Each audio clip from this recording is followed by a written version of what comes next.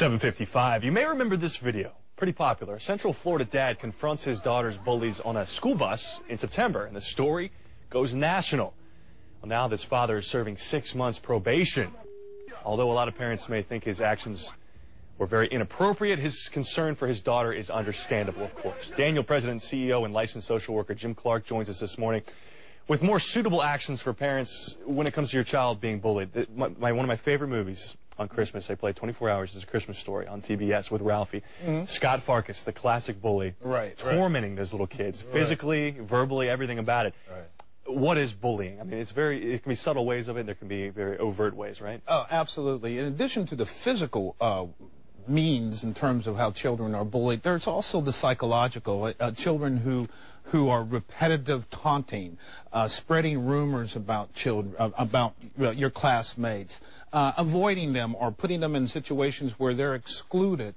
And cyberbullying. Cyberbullying, of course, is a really big thing right now because those are children who are sending rude and mean messages. And as a previous piece that you just talked about, you can even be fired for that. And there are other consequences that children now with cyberbullying need to be very aware of. I've heard about suicides. It's suicides, absolutely. It's horrible. It's a very passive-aggressive form of taunting and tormenting kids. Absolutely. As a parent, how can you tell? If a child won't come to you and say it, how can you tell? Right. Well, one of the things that you can see is when children start to feel a lot of anxiety, their behavior does change.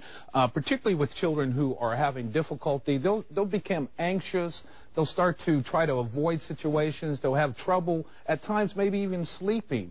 And as it starts to get worse, they'll easily get upset. But one of the most important things is to be aware when they start to avoid situations. Our own child, I can remember when he was being bullied, one of the things, he didn't suddenly want to go to practice anymore. Well, it was because of the relationships, things that were happening. So it is signs that parents need to be aware of. And depression, and as you have identified, we know that the ultimate end of unfortunately, with bad bullying can be a suicide. It's horrible. And that's happened before. The interesting thing to me, and this is the gray area when it comes to parenting, a lot of the parents know who the bully is. They know the kid. Maybe a bad kid in school. They know who he is. What do? Do you confront? You say you don't confront. You never confront a bully or the bully's parents. That is an absolute no-no. Okay, why? One of the things you can do, number one, if a child is, the parents themselves may be aggressive. They may not believe in their child. They may think that it's you. You start to get this victim and perpetrator situation. So what you really want to do is be supportive of your child. Give them some alternatives. Tell them things that they can do. Make sure that they don't feel the victim.